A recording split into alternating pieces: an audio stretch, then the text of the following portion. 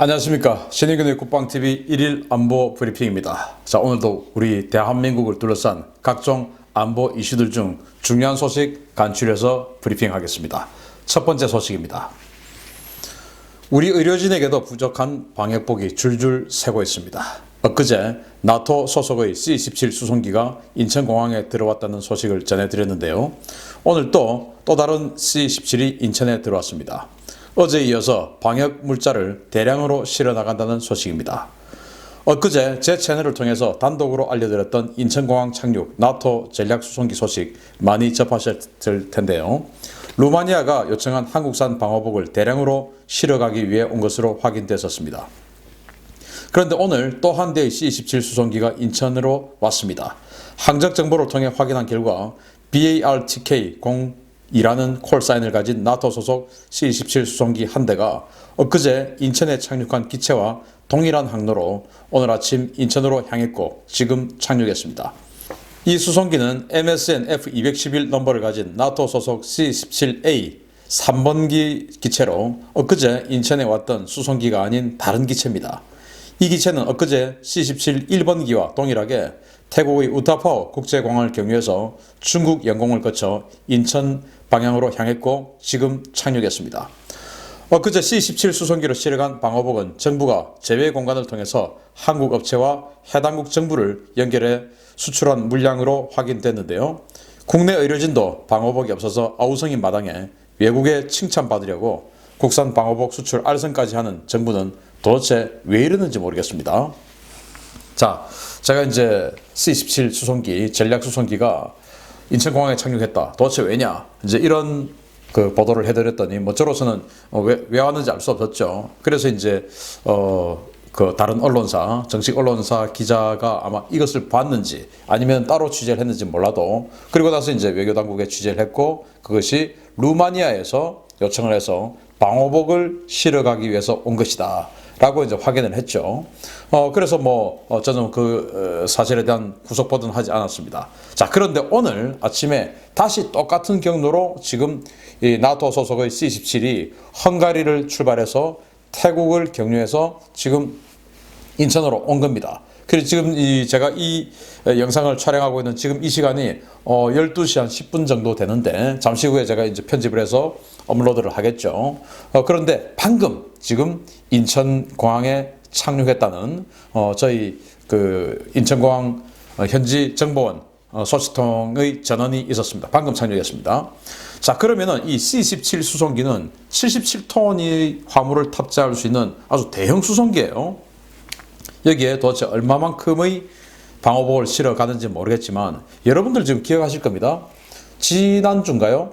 우리 한국 공군의 수송기 C-130 수송기가 미얀마에 가서 방호복을 긴급하게 가져왔었습니다.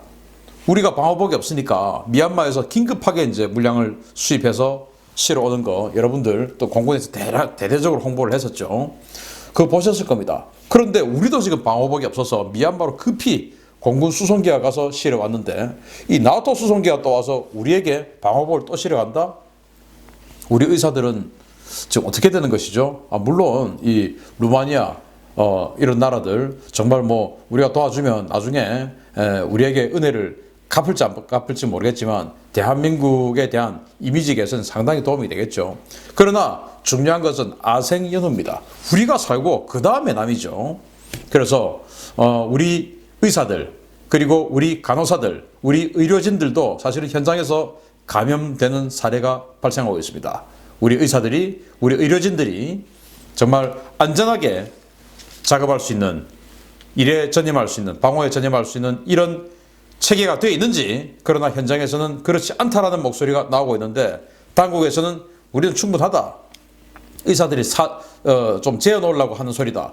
이런 이따위 소리를 하고 있죠. 과연 진실은 뭔지 저는 현장에 안 가봐서 모르겠습니다만은 부디 정부가 체면을 위해서 우리 국민을 도외시하는 이런 일이 없었으면 좋겠습니다.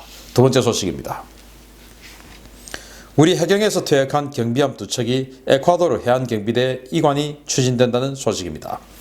우리 해경이 최근 퇴역한 300톤급 경비함 2척을 에콰도르 해양경비대에 이관을 준비 중이며 오는 5월에서 6월 사이 에콰도르 해양경비대 도색을 하고 에콰도르로 향한다고 제인스가 26일 보도했습니다.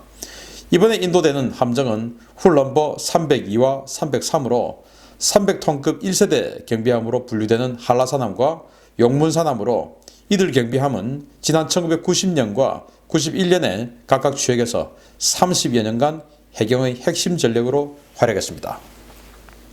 총 4척이 건조된 300톤급의 1세대 경비함인 이들은 만재 배수량이 474톤에 달하는 경비함으로 길이 55m, 폭 7.6m의 선체에 18노트의 속도를 가지고 있으며 20mm 발칸포와 12.7mm 기관총 등으로 무장하고 있습니다.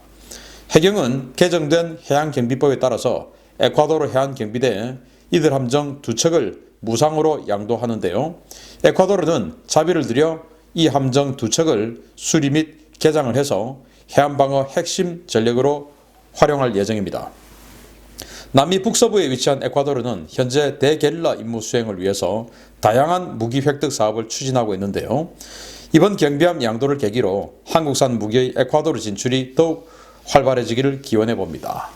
자, 해경이 좋은 일을 했습니다. 지금 이제 이 에콰도르가 어딨냐면은 태평양 연안에 있는 남아메리카 대륙의 나라예요. 그러니까 남아메리카 대륙은 그 칠레가 쫙 이렇게 해서 태평양을 감싸고 있죠. 그 칠레 위에 페루입니다. 페루 위에 에콰도르 위에 콜롬비아, 그리고는 이제 중미가 시작되는 파나마, 이렇게가 시작되죠. 그래서 이 에콰도르는 페루와 콜롬비아 사이에 있는 아주 작은 나라예요. 뭐 작다 보니까 당연히 경제력이 좀 약하겠죠. 그렇지만 이제 콜롬비아 이런 데는 그 마약 이런 것들이 굉장히 이제 많이 생산이 돼서 빠져나가도, 그래서 이제 캘리포니아 쪽으로 오는 이런 루트 아니겠습니까? 그래서 아마 에콰도르도 그런 세력을 대상으로 하는 해양 경비 활동을 하지 않을까라고 생각이 되고, 아무튼 우리가 뭐 페루나 이 지역에 우리가 그 방산물자를 꽤 수출하고 있습니다. 과거 이제 KT1 수출을 시작으로. 그래서 이 에콰도르에도 이렇게 우리 해경이 경비함을 제공을 해줌으로 인해서 이 한국에 대한 이미지 개선, 그리고 우리 한국의 방산물자 이런 것들이 이 에콰도르에도 좀 진출을 했으면 좋겠다 라는 그런 생각이 드네요. 참고로 지금 해경은 해경 창설 이후에 처음으로 해양경찰 출신이 지금 청장이 됐죠. 그전에 이제 마지막에 육상경찰 하던 사람이 이제 해경청장으로 와가지고 뭐 거기서 청장을 했는데, 그런 사람이 바다를 어떻게 알겠습니까? 그래서 해경 행정에 약간의 사실은 난맥상이 좀 있었죠. 그런데 이제 처음으로 해양경찰 출신이 해경청장이 되었습니다. 이제 비정상이 정상화가 된 것이죠. 앞으로 이 해경이 그야말로 해경 출신이 청장이 됐으니까 더욱더 큰 활약, 우리 영해 주권 수호에 더 큰 활약 해주길 바라고, 또 북한의 환적 화물 모른 채 하고 지나가지 말기를 바랍니다. 세 번째 소식입니다. 오늘 뭐 이 뉴스 굉장히 많이 보셨을 텐데요. 문 대통령이 처음으로 서해 수호의 날 기념식에 참석했습니다. 북한의 도발에 의해 순국한 장병들의 넋 앞에서 북한에 대한 비판은 단 한마디도 없었습니다. 문 대통령이 27일 오전 국립대전현충원에서 열린 제5회 서해 수호의 날 기념식에 참석해서 눈길을 끌고 있습니다. 그는 이날 기념사에서 싸우면 반드시 이겨야 하고 싸우지 않고 이길 수 있다면 우리는 그 길을 선택해야 한다 라며 정부는 2018년 남북 간의 9.19 군사 합의로 서해 바다에서의 적대적 군사 행동을 중지했다라고 주장했습니다.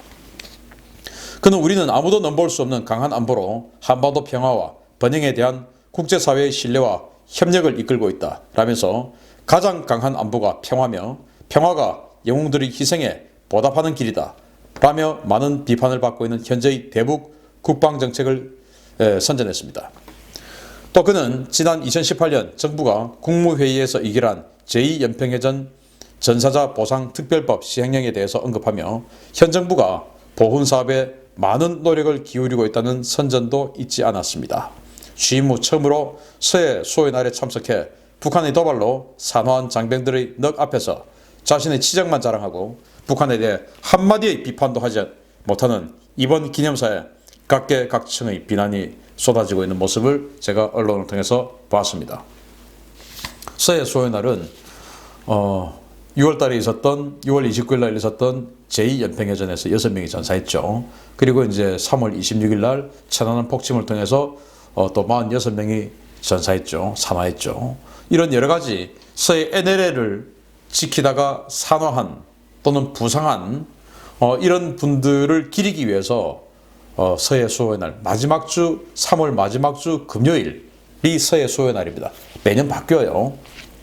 그래서 오늘이 3월 마지막 주 금요일이기 때문에 오늘이 서해 수호의 날입니다.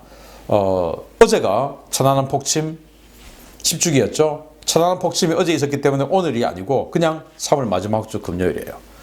자, 문재인 대통령 취임 후에 처음으로 천안함 또는 서해 수호의 날 이런 NLL 관련한 추모 행사에 참석했습니다. 누가 봐도 선거 때문이다라는 생각 안 드십니까? 좋습니다.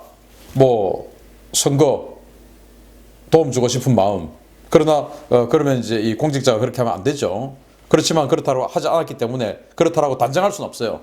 그렇지만 누구나가 그렇게 추정은 합니다. 저도 그렇게 추정이 돼요. 문제는 거기 가서 도대체 이분들이 누구에게 왜 죽었는지 이런 설명은 해야 되지 않습니까? 누구에게? 북한에게 죽었습니다. 북한에게. 그런 말이 한마디도 없이 평화가 안보를 지키는 가장 중요한 수단이다 라고 이야기했습니다. 평화를 원하거든 전쟁을 준비하라. 이건 로마의 베게티우스에 이은 지금 2000년 동안의 절대 명제입니다. 물론 그 이전에도 절대 명제였죠. 굳건한 안보 태세, 이게 평화를 지킵니다. 평화가 안보를 지키는 게 아니에요. 선거를 위해서 갔는지 아니면 진짜로 마음이 동해서 갔는지 몰라도